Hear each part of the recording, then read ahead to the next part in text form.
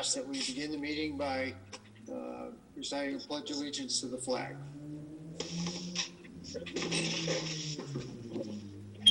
I pledge allegiance to the flag of the United States of America and to the republic which stands one nation under God, indivisible, with liberty and justice for all.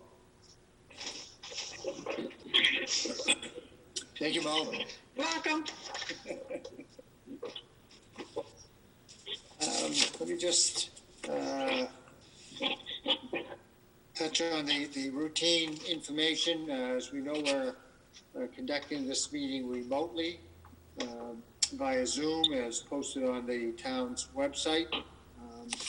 That information identifies how the public can join the meeting. Just a reminder that the meeting is being recorded and that some attendees are participating by video conference. Accordingly, please be aware that other folks may be able to see you, and that take care not to screen share your computer.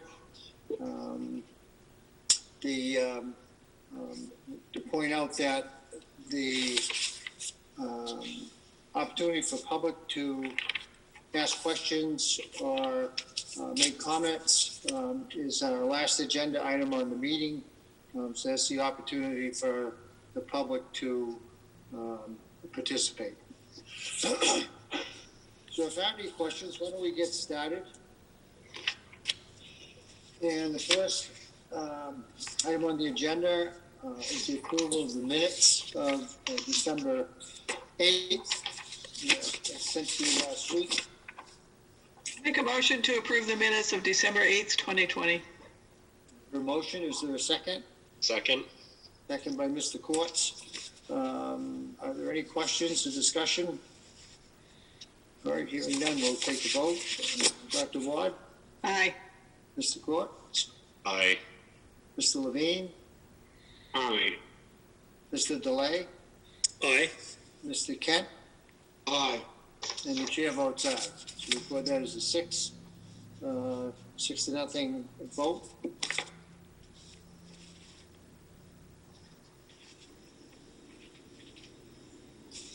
All right. The next item on the agenda is a review of the year-to-date reports.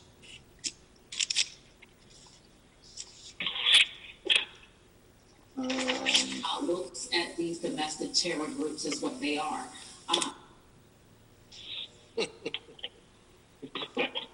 I'm not sure who was in. Oops.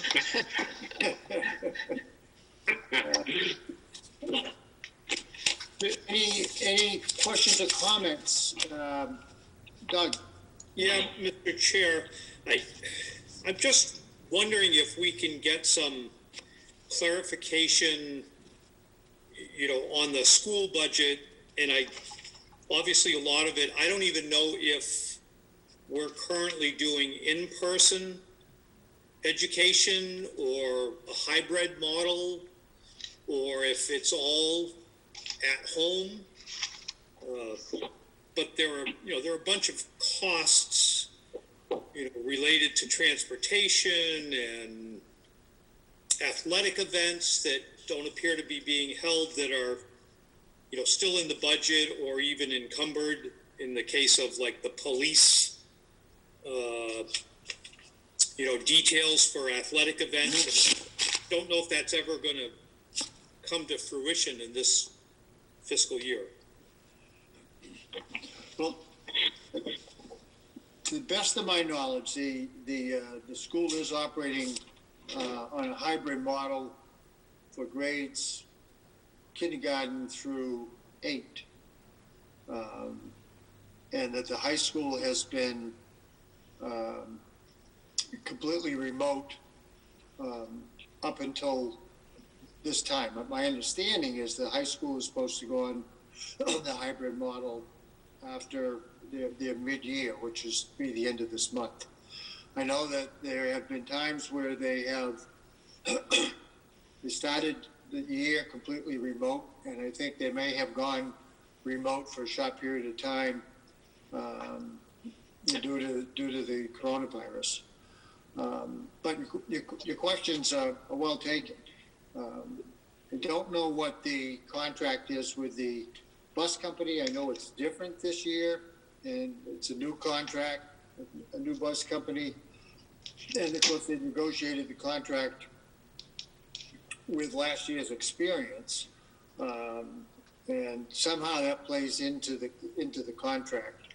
So there's some potential savings from the budget, from a budgetary perspective, in the transportation costs.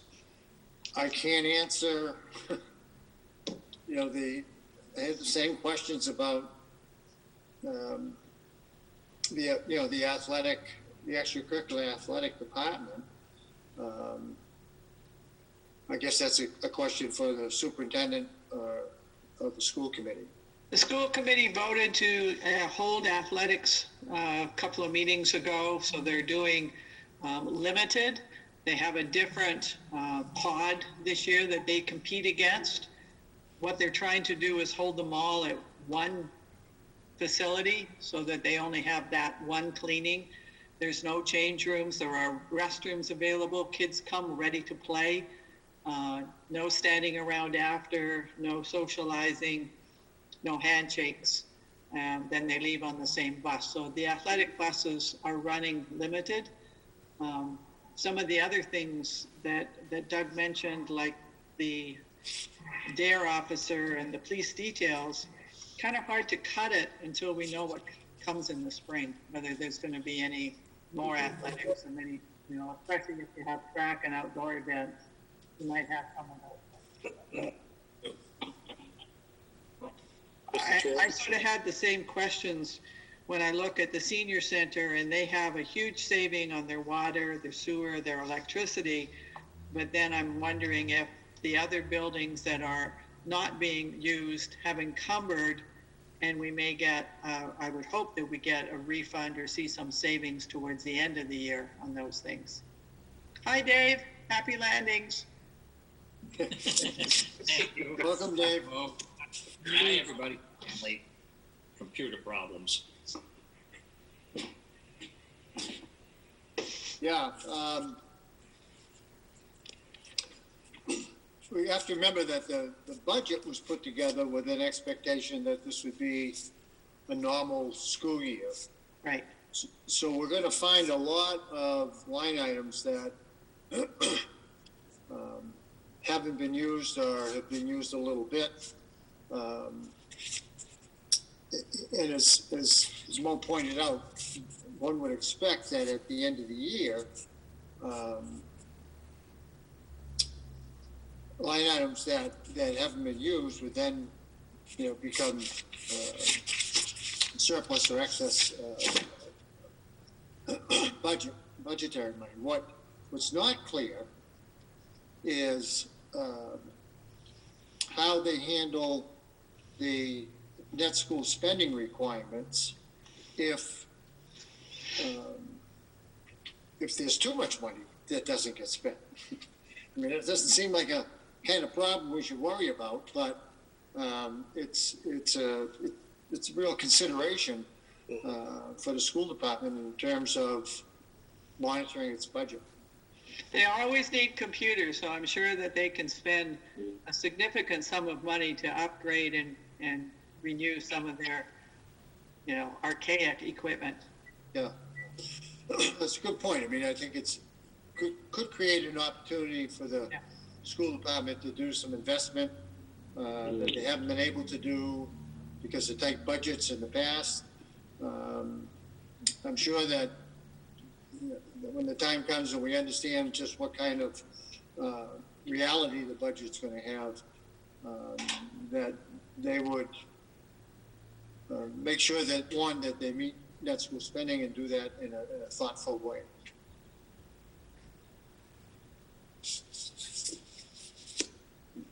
Any other questions on the year-to-date reports?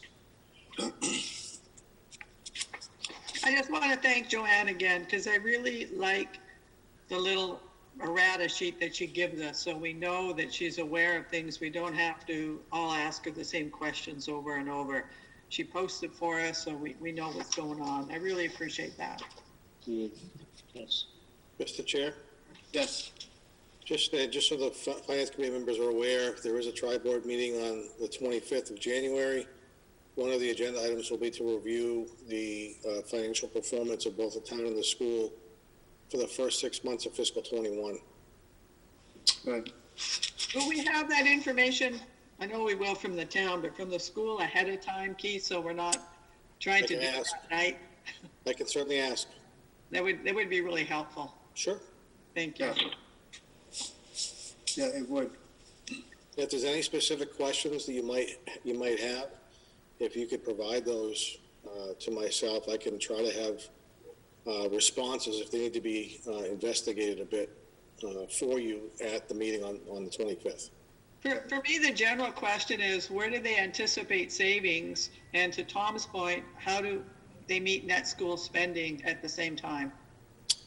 Yeah, if I could just maybe touch on that for a second. I know that when we were developing the budget a few months ago, the impression that was given by the state was they were still going to require the same net school spending amounts. They weren't going to loosen those because of potential budget savings from COVID-related expenses. So it'd be a great question. I'll make sure I make the superintendent aware of that, so she's aware that question's coming and how she can respond. And if I could just touch on two things. The first being the in-town transportation.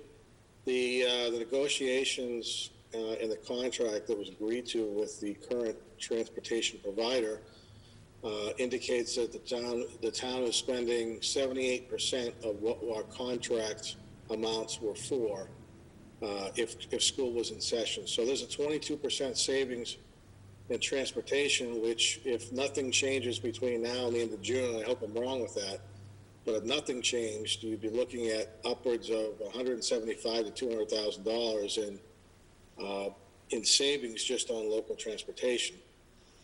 And the other item I just wanted to mention, if you weren't aware, with the help of the superintendent of the schools, the Representatives Lotnick and Senator Goby, along with, I believe, Chairman of the Board of Selectmen Mike Barbaro, asked to have $250,000 included in the state budget to address and assist the school department with upgrades to the HVAC systems because of requirements that the state put in place for COVID, or because of COVID.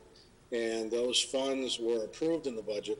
We anticipate receiving those from the Commonwealth, I would say sometime in February. So that's a help as well. So that'll come in the form of a grant, Keith? They come in the form of a check. So it's it was one of those. Well, I mean, and I don't mean to be. What I guess I meant to say was there was a line item in the state budget, and so they will. There isn't. It's not anything where we've got to spend the money first and get reimbursed. It's a donation or a Contribution. given to the school department to offset the cost of HVAC, knowing that the schools have been having some significant upgrade costs associated with the HVAC systems. So appreciate Senator Goby and Representative Zlotnick's help with that. Great. Well, that's good news. Because it certainly has, my understanding is that the inability to begin school remotely or in a hybrid model, had to do with concerns about the HVAC systems in one or more of the buildings. So it's good to know that there's some resources available to address those needs. Okay. Any other questions on the year-to-dates? All right. Moving along then to the reserve fund requests. We have several reserve fund requests.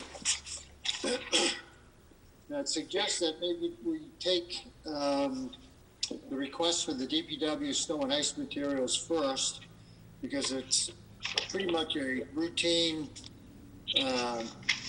approval. As you know, we began setting up a reserve fund for snow and ice several years ago to try to create more budget space for snow and ice expenses instead of always kicking it down the road and taking out the next year's budget. And so the town has budgeted $93,000 for ice and snow as a reserve for ice and snow. And usually about this time of year, they're looking for the money for ice and snow materials. Make a motion that we approve the transfer of $93,000 from the Finance Committee Snow and Ice Reserve Fund 011312-578032 to the DPW Snow and Ice Materials Account Fund 014232-553000. All right, we have a motion. Do I hear a second? Second. Seconded by Mr. Courts. Mr. Hickey, would you speak to the request? Sure, I'd be happy to. I'm not sure what more I can add, Mr. Chair, than what you already mentioned. The Public Works Department has expended most of the snow and ice budget that's in the operating budget. We've put $93,000 aside in the finance reserve now for the past, I believe, 4 years. And it's a routine request to transfer that money from the FinCom reserve to the Public Works snow and ice accounts during the winter at some point. The sheds are full. Obviously, I think we're in good shape, snow and ice wise, budget wise. This transfer will just allow us to continue to spend money if necessary through the end of the fiscal year for snow and ice. I did notice on the year-to-dates that the overtime wages for snow and ice right now are in pretty good shape, it seems. I think they're operating about 35% spent or so. So I know sometimes by this time of year, we're looking at problems there too, but it would certainly, I guess that's the silver lining of a relatively mild winter so far. Yes, sir. There's a motion and a second. Are there any other questions about the request to transfer the funds? All right, hearing none, we take a vote. Dr. Ward? Aye. Mr. Courts? Aye. Mr. Kent? Aye. Mr. Levine? Aye. Mr. Alexander? Aye. Mr. Delay? Aye. And the chair votes aye. We report that as a 7-0 approval for the ice and snow. Mr. Chair, Yes, Mr. Kent? I just want to say, since we just voted on this, thank you to the DPW and all their workers for all the hours they put in and all the things they do that people don't get to see behind the scenes to make the roads safe and the sidewalks too. Thank you. I appreciate that. We'll definitely pass that along. Thank you. Agree. Right. The next request is for $6,000. That would cover the majority of the cost of the agreement with Community Paradigm Associates for the consultant services for the recruitment of an interim town manager and a permanent town manager. I make a motion to approve the request of $6,000 from the Finance Committee Reserve Fund 011312-578033 to the Board of Selectmen Contingency Fund 011222-578000. It should be noted that the current balance, if we take this $6,000, would leave us $34,000 so far in that Finance Committee Reserve Fund. Right.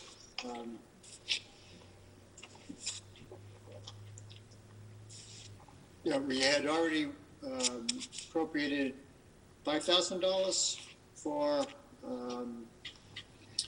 fuel assistance for the senior center, Council on Aging. Yep. So we have $40,000 in that account right now. And as Dr. Ward pointed out, this would reduce that to $34,000. Wait a second. Second. All right, Mr. Court, second. Questions, discussions? Yep, if we don't approve this, do we get to keep the town manager that we have? You do. I think he'd want a little more money than this. I do it just for the fun of it. No question. Yeah, clearly it's an unexpected expense. It was not anticipated in the budget. So if there are no other questions or comments, then I would take a vote. Dr. Ward? Aye. Mr. Courts? Aye. Mr. Kent? Aye. Mr. Levine? Aye. Mr. Alexander? Aye. Mr. Delay? Aye. Sorry for the delay. And the chair votes aye. Record that as a 7-0 approval. $6,000. All right. Next request is for $16,500 that would cover the engineering, touring design, exploratory work at Murdoch Senior Center pertaining to the fallen bricks. I make a motion to approve the transfer of $16,500 from the Finance Committee Reserve Fund 011312-578033 to the COA Building Repair and Maintenance 015-412-543-405. Taking this $16,500 from the $34,000 leaves us with $17,500. Here a second. Second. All right, Mr. Alexander. All right, questions? I don't know, Mr. Hickey, you want to say anything, speak to the request? Sure, briefly, excuse me, as I think many of you know, we had large portions of brick fall from the clock tower on one of the sides of the clock tower back in December. We brought in a historical, an engineering firm that specializes in historic buildings to identify what the short-term temporary repairs could be to ensure that the old Murdoch clock tower primarily and the building as a whole didn't suffer any catastrophic damage from any further bricks falling from the structure or any other sort of damage. The cost to have that assessment done to identify a scope of work to make these temporary repairs was $16,500.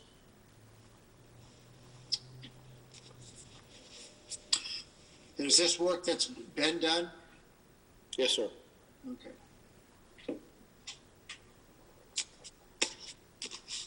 Any other questions or comments?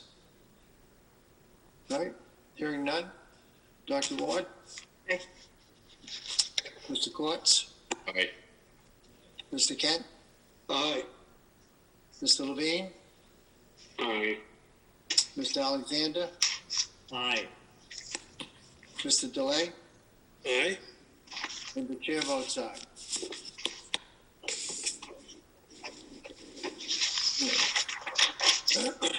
And the last one, last request is from the Special Reserve Fund, which of course is the reserve fund that the town was required to add to each year while we were paying back the money borrowed for the deficit. So deficit legislation required us to put a certain amount of money away each year, and then required us to wait 2 years before we could, 2 years after the original loan was repaid, before we spent it. This past summer, legislation passed some special legislation to loosen that up, so that we could allocate, if necessary, that money this year. At the town meeting, the town voted to authorize the finance committee to oversee the use of that reserve fund. And at that meeting, we did a presentation that really made a pitch to the extent possible, not use that money, but hold that money in reserve as we navigate our way through the pandemic. So with that, I'll turn it over to Mr. Hickey, and Should we have a additional, motion first? additional information. Mr. Chair, should we have a motion before discussion? Oh, sure. I'm sorry.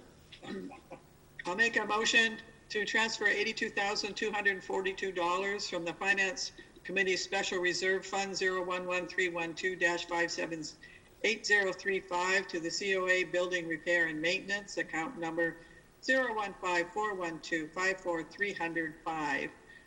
Taking the $82,242 from our Special Reserve Fund would leave us a balance of $241,534. That's the figure I got too. Here, second? Second. Second by Mr. Alexander. All right, now Mr. Hickey. Thank you, Mr. Chair. So the engineering work that was done identified the best temporary repair that could be made to ensure the structural integrity of the clock tower of the senior center, was to basically wrap the tower, the areas of the tower where it had lost a lot of brick, with a rubbery type wrap, as well as make some enhancements inside the clock tower itself to strengthen the areas of the clock tower that have been weakened with the loss of brick. The cost of doing this is the $82,242. Frankly, hate to spend the money, certainly out of the reserve account, but felt like at this point, not trying to make temporary repairs to that very historic building in town and risking the further disrepair of that building would not be something that would be seen very kindly to by the community. So these repairs would be done towards the end of January. It'd take about a week or so, a week and a half to get those done. And that structure would be as weather tight as it could be with the masonry that's now missing from that clock tower. Questions? Is the work that's going to be done part of the work that was proposed at the town meeting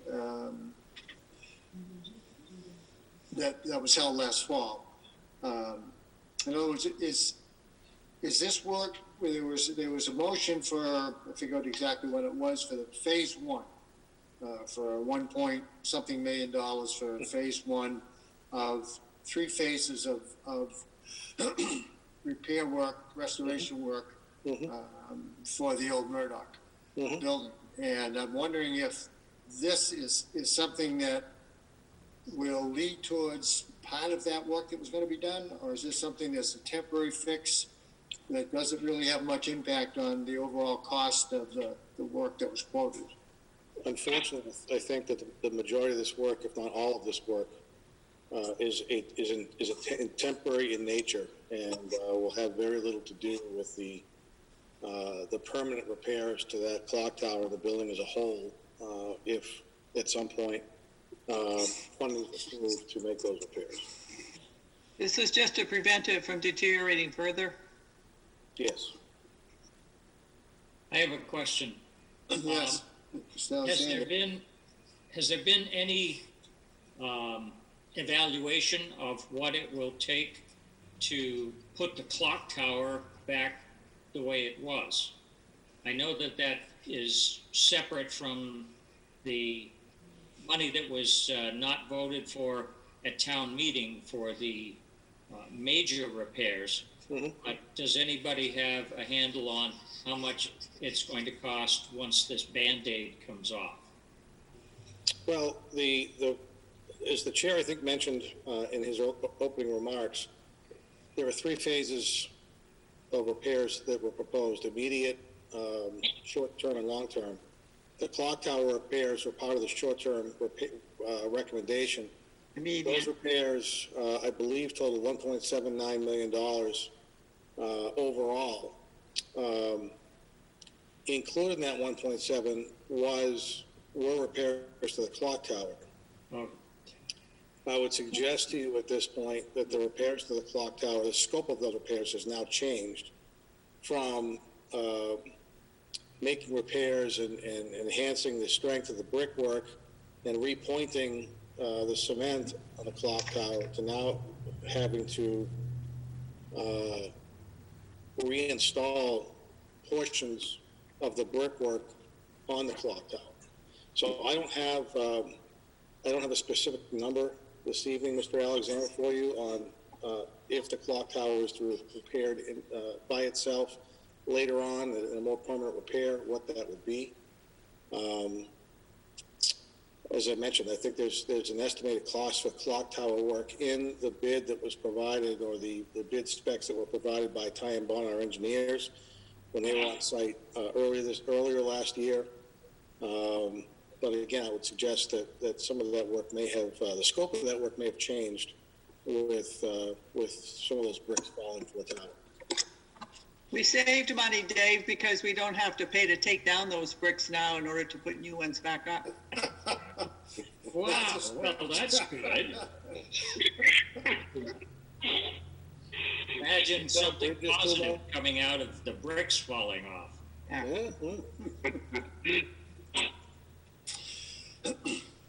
Mr. Chair, Yes, Mr. Kennett? this is really a no-brainer. I mean, let's all be honest. We know what happens to buildings once moisture starts getting in, especially during winter.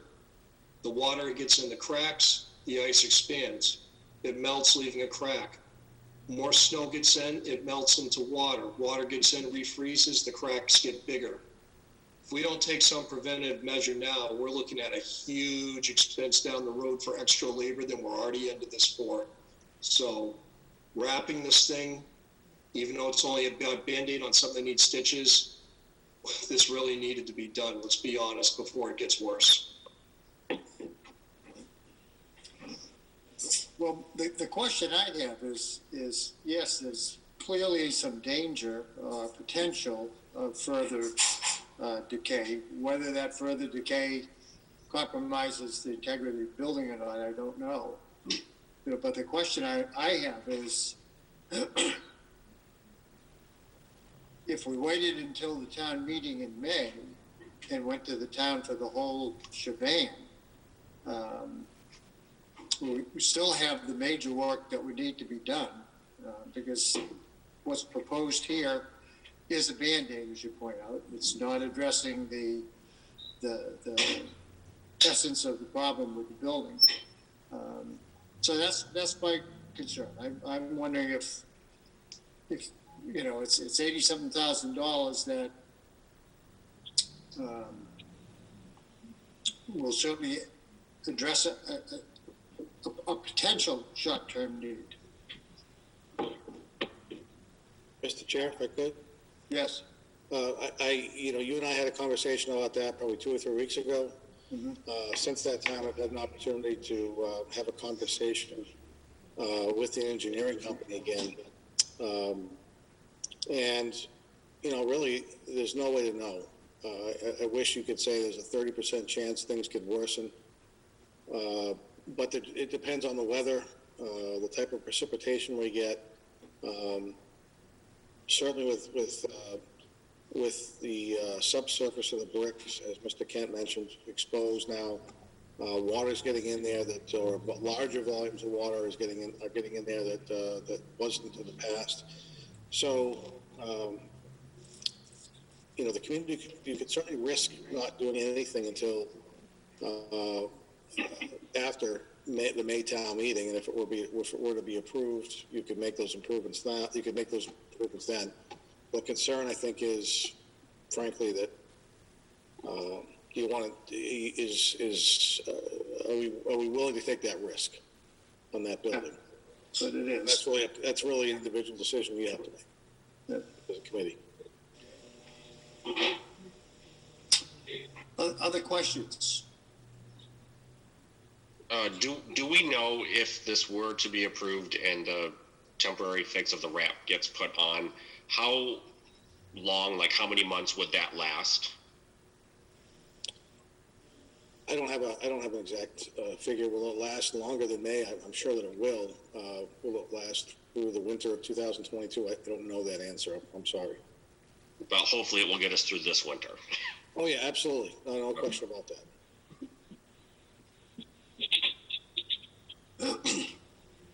Any other questions? Comments? All right, then, hearing none, I'll call for a vote. Dr. Ward? Aye. Mr. Courts?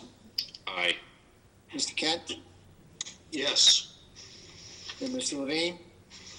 Aye. Mr. Alexander? Aye.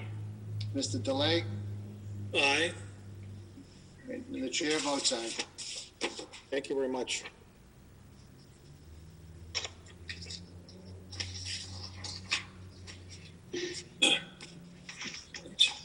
Next on the agenda is discussion around the tri-board meeting scheduled for January 25th. I sent you late this afternoon the timeline for the special town meeting, annual town meeting, budget development. I don't know, hopefully you got it. If not, if you look up on your email, it's there. It's not a typical year in terms of budget development. Certainly with Keith moving on and we'll be dealing with an interim, I would expect, for that whole period of time between now and town meeting, as the Board of Selectmen conduct the search for a permanent town manager. Mr. Chair, what time is the tri-board meeting scheduled for on the 25th? I think it's 6:30 is what I was told. Yes, sir. And then the selectmen will have their regular meeting after the tri-board? We are trying to keep normal agenda items as limited as possible for the 25th meeting, because I frankly expect the tri-board meeting to take a while. Mm-hmm. My question is, if the selectmen are going to meet first, then we're all going to be waiting, so I just wanted to make sure that they were going to do their meeting after. Yes, ma'am. Okay. The meeting, you have to wait for your ride anyway, so it doesn't really make a difference to you, does it? Two-car household. All right. Mr. Chair, may I suggest the town manager not say it's going to take a while as it urges some 25th to, I don't feel good. No, might want to keep that quiet. Just try to be honest. Well, I appreciate when it. I look at the schedule and the expectation now is that we're going to be looking at the town manager's proposed budget. Typically, we're looking at that in March. Right. And so it's really compressed that time period into a much shorter time period, because we'll have our first crack at the proposed budget, the draft budget, if you will, on January 25th. And it's not written in stone because we can't possibly know what's going to happen. So Yeah, that's good. You're right. I mean, certainly what I'm trying to do now is develop a budget where, you know, we know what our labor costs are going to be. We know what a lot of our costs are going to be. State revenues and state charges won't be out until, well, it's supposed to be like the 27th of January is the latest that the governor can present his budget. So we probably won't have state revenues or charges. What I'm proposing in the budget, the 25th of January, right. are level estimated state and level estimated charges. Hope to have health insurance costs. We do have retirement system costs. So, you know, a lot of the pieces of the budget will be set, but there are some large pieces, primarily state impact, that will need to be adjusted and the budget amended wherever the board and the finance committee see fit. Right. Yeah, well, I guess that's what I was pointing out, is that we'll have a rough draft of the budget to review, along with your 5-year projections on the 25th. We'll then need to meet with the interim town manager as we go through the process of providing some constructive feedback on the budget. And I don't know what the timeline is for hiring a new town manager, but I remember you came on board at a town, first met you at a town meeting. Special town meeting, yep. Yeah, special town meeting, so I think we might be in the same kind of timeline. I started in December, so the interim will be here January 25th. Yeah. He and I will get to spend some time together that week. During this budget development, I'm having Joanne Gogan, our town accountant, spend more time with me, having a better understanding of some of the nuts and bolts of how some of the figures were derived. So she has an even better understanding about what's been included, why in the operating budgets, and can probably play a little bit bigger role in support of the interim manager. Right.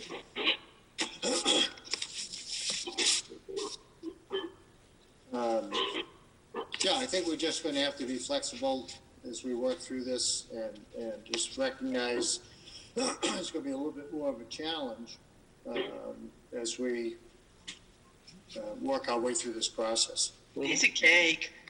Is that? Piece of cake.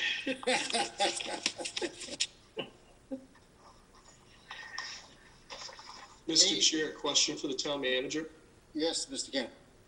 Keith, just a question. I know going into the shutdown starting last March, by June, you had informed us the state was looking at an FY21 $4.5 billion tax revenue shortfall.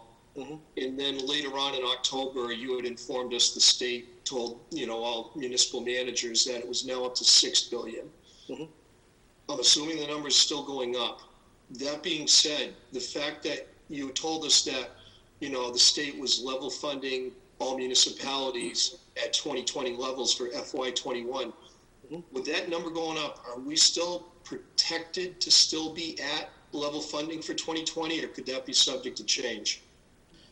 Well, I don't have a crystal ball. I can't promise you that it's going to remain at fiscal 20 and 21's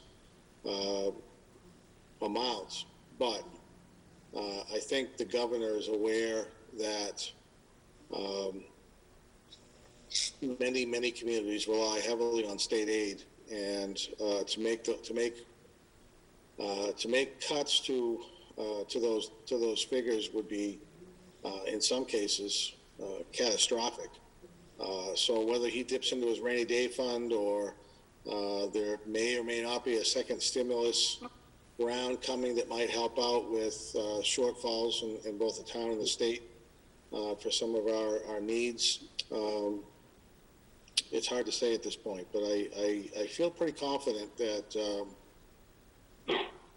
the state, the governor primarily, and I think the state legislature and Senate understand the challenges of reducing state revenues would have on communities. So I'm trying to stay conservative. I've heard offhand of a 2.5% increase in state revenues. Whether that's true or not, until we see estimated cherry sheets, we won't know that. But I feel pretty confident that we're remaining at our fiscal 21 revenues for the state of Massachusetts is conservative. Thank you. You're welcome. Thank you. Any other questions or comments about the town meeting, or the process, I should say, leading to the town meeting, or specifically about the meeting on the 25th?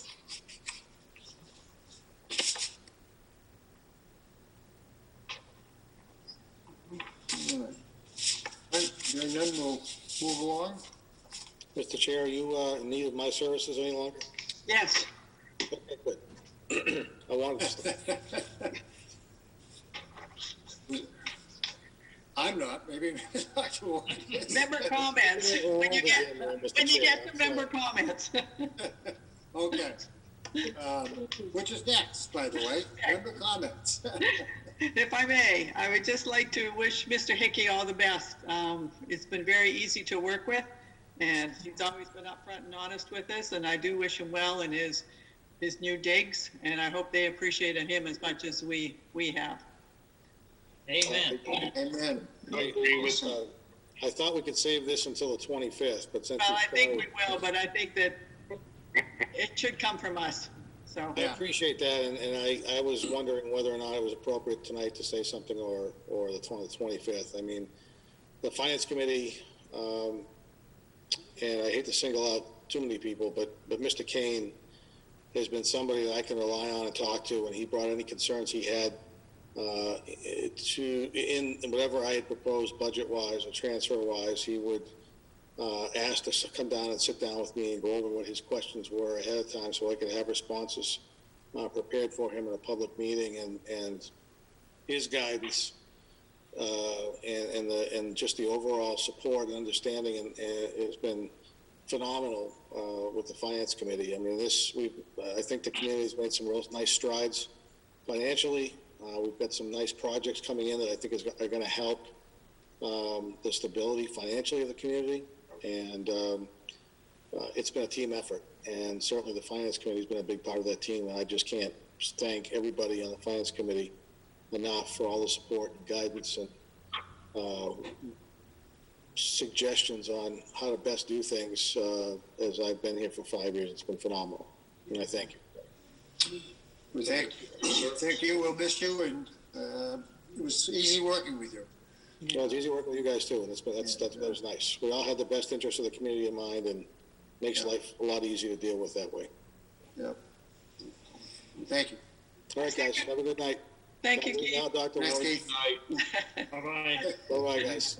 My second comment would be to Brian Croto. I just want to congratulate him, DPW chairhead. I think that he's going to be a great asset. He knows the community.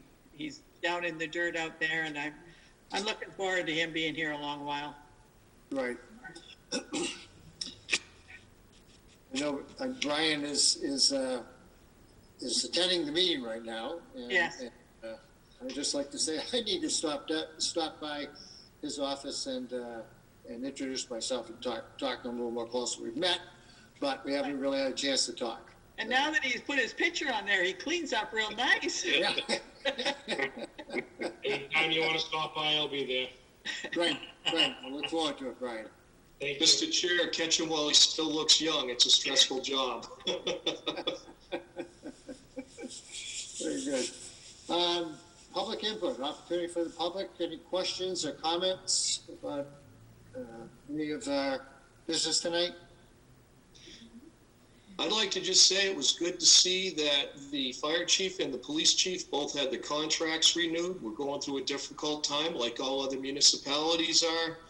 And to have the assurity that we're not going to have to learn somebody new all over again in either department, I found to be quite a nice thing to know that we have hanging over our heads.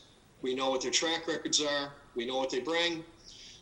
We know where they stand on everything, and I'm just glad to see both contracts were renewed, and we know what we have, and we're moving forward.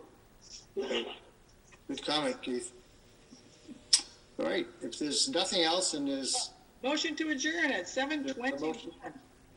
a second, a second from Mr. Look at all Alexander. the seconds we got for this one. And for Taylor's sake, we're going to take a vote too.